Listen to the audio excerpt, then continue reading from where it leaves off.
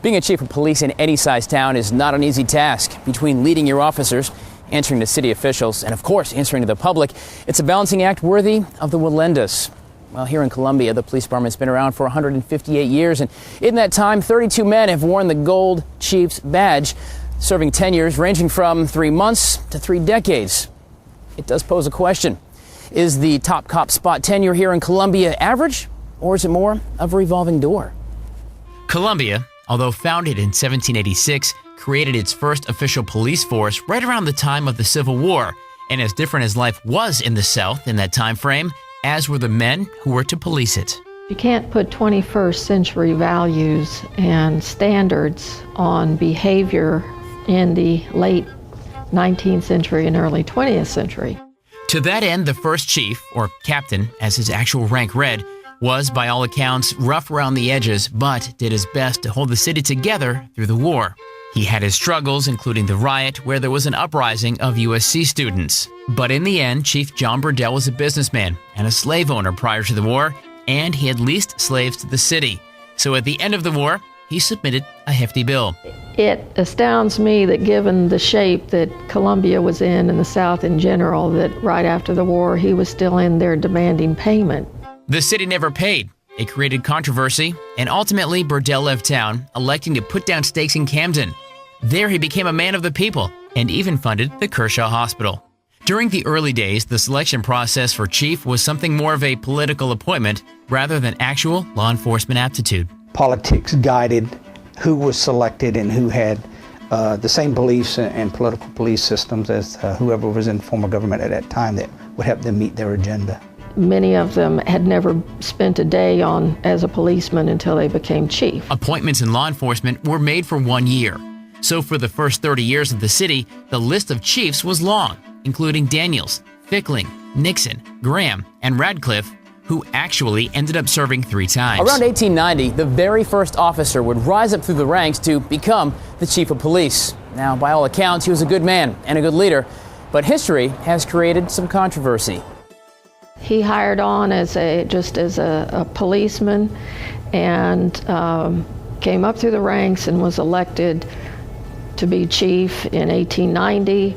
Higbee in later years had regaled his grandson of the stories of serving in the Confederacy, being wounded, and the great acts of heroism that he had done. And therein lies the controversy. About 1870, he enlisted in the U.S. Army and actually was sent to South Carolina as part of the occupation troops during Reconstruction. It wasn't until much later, in fact after his death, and most recently, that historians would discover pay information that would tell the real tale. Then came the story of the legitimate Confederate veteran Owen Daly, who had risen to the status of local hero after a run-in with some Yankees at a bar. He and a friend accosted some northern journalists in a bar. Apparently they were already somewhat under the influence of alcohol, and a bar fight ensued. Well, his local notoriety may have gotten him the job, but there was still one burning question. How old was he? Really? He's older than he claims to be, it appears. He probably approached his 90s. According to his headstone, he was 90 when he died. That means he was still working as a police officer in his late 80s. Well, despite the fact that he was in the big house and was perhaps a little loosey-goosey with chronological time, he served until 1907. That was when his second-in-command, William Cathcart, essentially swapped places with him. Cathcart, whose father at the time was Sheriff Cathcart, was elevated to the rank of sergeant. He stayed in that position for several months, and then he was made chief of police. For his knowledge, as a favor, or some other reason, Daly was allowed to remain on the department for several years. But the days of horse-swapping for the leadership role in Columbia was coming to an end. Sort of. As the city blasted into the 20th century, a new world was emerging, and with it, the way we policed. But even with a new generation of cops, trouble at the top continued. Join us tomorrow for a second-part look at the CPD revolving door. I'm Tyler Ryan. Watch Fox News. Over the first 70 years or so, Columbia saw many changes, from rebuilding after the Civil War to expansion in population and business, which of course required the Columbia Police Department to expand too. But size wasn't the only change. By 1914, 12 men had served the city as chief, or captain, as their rank dictated. Many were selected for their 2-year term more by politics than skill as a policeman. There was grumbling that the world is changing and they're wanting a little more professional behavior from the police department. An early version of the civil service was created, which also impacted the tenure of the top cop. At the time, they went under philosophy that once you're elected chief, it's for life. And therein lay the next bout of drama inside headquarters. In 1914, John Richardson was made chief of the department, which continued to grow along with the time. During his tenure, the selection process changed again and began to model the more modern civil service process we see today.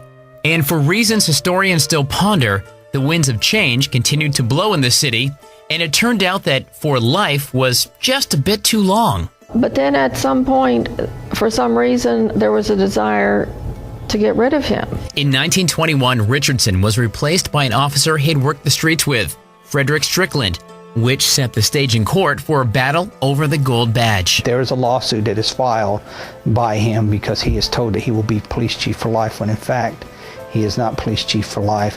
His argument was time-honored, but not favorably looked upon by the court. I was in place, basically grandfathered me in, and the judge and the court system said no. Strickland went on to serve for about 9 years as chief. By 1940, the bugs in the civil service system had been worked out, for the most part. It also marked the beginning of the tenure of the longest-serving chief of police in Columbia, Chief Lyle Campbell. Campbell was the longest-serving police chief that we've had, and he also came up through the ranks. Chief Campbell, in his day and even in history, is seen as an effective leader and policeman. Not a lot of controversy that really surrounds him. Former State Senator Jake Knotts has fond memories of the man who would ultimately start his life in public service. Chief Campbell was the chief. He was the chief as long as I could remember. He told me one time, said, boy, you grow up, keep your nose clean, I'll make a police out of you. Well, Chief Campbell was good to his word, and when the would-be senator came back to Columbia, he went knocking on the doors of headquarters. And the rest, as they say, is history. History tells us that Chief Campbell put the department on the map, winning awards and setting standards as a professional police agency. The city won awards for safe pedestrians, safe crime, safe vehicle. But the chief wasn't all about shining his medals. He also changed the way police officers were trained. The only training you had was on-the-job training and with looking at senior officers. They'd put you with someone for a couple of weeks on a beat and send you away. And sometimes they didn't do that. They didn't give you a gun. You just said go. He was responsible for basically modernizing us to where we are today as far as having what we have and having the training that we have and pushing for it. It didn't take long, however, after Campbell's retirement in 1971 for Chief William Cawthon to undo 3 decades of work. Mishandling evidence and giving out guns that weren't registered. Cawthon took a big bulk of the heat, even though there was a captain of investigations that was fired and some other investigators underneath there. Although never directly blamed, questions of missing evidence, property, and even guns among his subordinates sullied the shiny reputation of the CPD. And in 1978, Chief Cawthon stepped aside. But not even all the controversy, poor decision-making, or even questionable backgrounds together could add up to the chief that was convicted of bribery, faked his own death, and was apprehended at the Magic Kingdom. Tomorrow, we look at the life and the faux death of a Columbia chief of police. Tyler Ryan, watch Fox News. Over the last century and a half, 32 men have put on the gold shield and led the Columbia Police Department. Questions, controversy, and even convictions have plagued the top cop. Over 3 decades, Chief Lyle Campbell created a force that would rival any in the country, implementing training standards, community police efforts, and continuing education for officers. All this amidst the changes in the country through the 1950s and 60s. But within 10 years of his departure, controversy had once again made its way to the police chief's office. In 1978, William Cawthon stepped down after allegations of wrongdoing by officers came to light. The city then decided to cast a nationwide search for the best of the best to lead the department. So they went outside and went to somewhere up in next to Chicago and got this guy, Arthur Hess, which nobody knew about. Arthur Hess, who had 19 years of police service under his belt, was seen as the savior to clean up the department's tarnished reputation.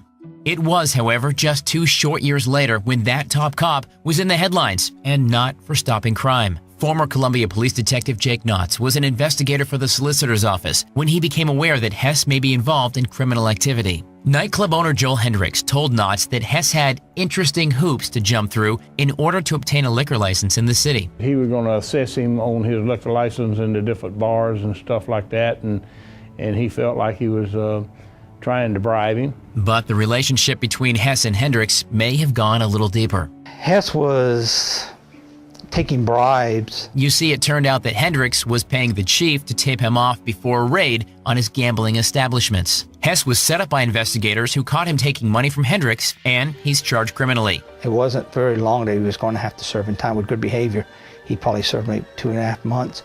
Well, that I think was too much for him. And here's where the story gets even more complex. So Hess, who's married, and his girlfriend, who's married, come up with a plan. So they parked their vehicle, pour some type of animal blood in the car to make it appear as if they had been killed.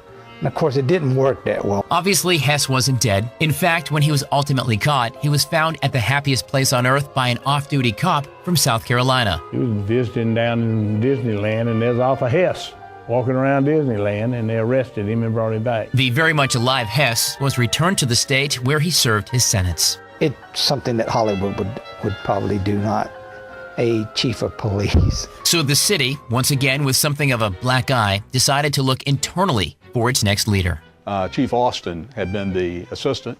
He became the chief and was there for 10 years and did an outstanding job with that. After Chief Austin's tenure, the next permanent chief named was Dean Crisp in 2004.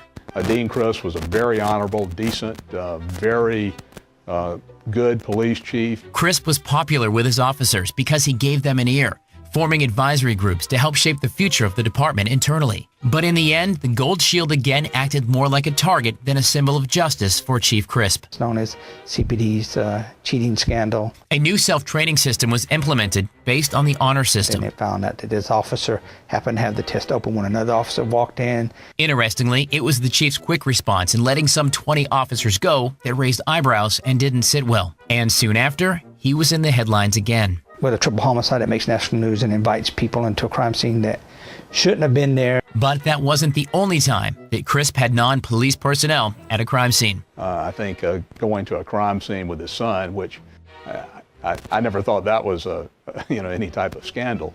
Crisp and the city ultimately decided to part ways, which would set the stage for the shortest chief's tenure in department history.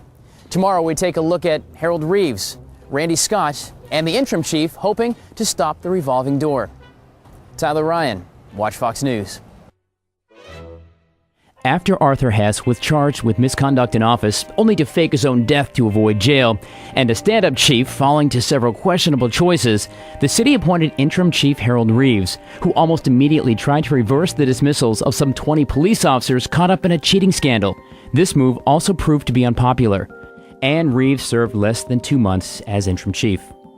Chief Caldwell followed, then came Tandy Carter, who once again, by all accounts, was a good chief, a good leader, and a decorated soldier.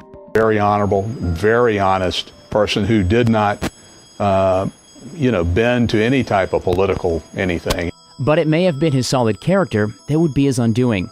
In the early hours of April 21, 2010, Mayor Steve Benjamin, just hours after his election party, was involved in an accident while on his way to an interview, which left a local waitress severely injured.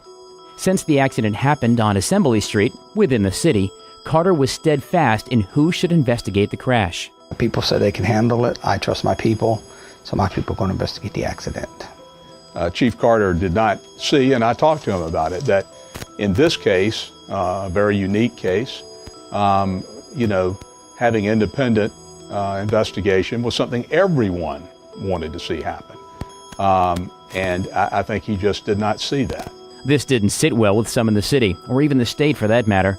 The chief was told that an outside agency should investigate the wreck, since technically the new mayor was something of a boss to the chief.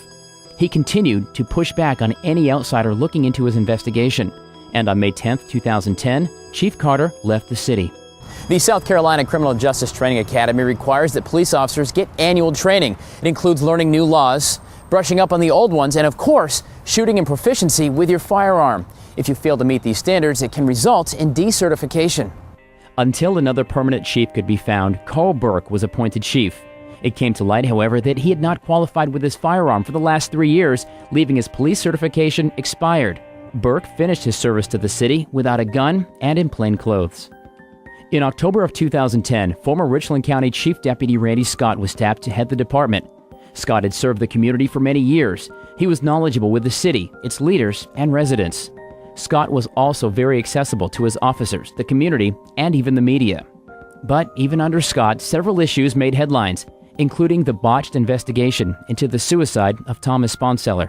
In December of 2012, Chief Scott announced that he was stepping down, temporarily anyway, because of rules surrounding police retirement. On December 31st, he resigned, but returned to his post 15 days later. In April 2013, Scott asked the city for an indefinite leave of absence, citing personal reasons. The leave was granted, followed by his stepping down permanently, effective May 1st. They call it PTSD, you can call it stress. Deputy Chief Ruben Santiago stepped into the interim role at CPD as a national search was conducted for the next chief. And Santiago made no bones about the fact that he wanted the permanent position and set about working to right the CPD ship. His efforts included a reduction in violent crime in many areas of the city. However, criminal activity in places like the Five Points District were still a bit of a thorn in his side. In 2010, when Scott joined the CPD, Santiago and David Navarro also made the move from the county to the city. During Scott's leadership, the three men worked closely on police department initiatives. But on July 12, 2013, Navarro was discharged from the city, which cited violations of policy, including recording private conversations. It was then that a major allegation was made. And find out when they made a case with a stolen gun and some cocaine. Santiago was quick to dismiss the existence of any nefarious plan, and even black ops. We expect to be fully investigated, and since day one, I've invited those agencies to be a part of that investigation. Lawsuits were filed by both parties, and SLED and federal investigations were initiated. The results of the investigation have not been released, and the national search has been cut down to 4 men, none of which is the current interim chief of the Columbia Police Department. But whoever it is will step onto the tight wire that is the Columbia chief's position. He'll have to continue to walk that line between his officers, the city, and its citizens. One thing is for certain, there are over 300 hardworking men and women who serve the citizens of Columbia, South Carolina. They need a leader and deserve stability, regardless of the man wearing the gold shield. Tyler Ryan, Watch Fox News.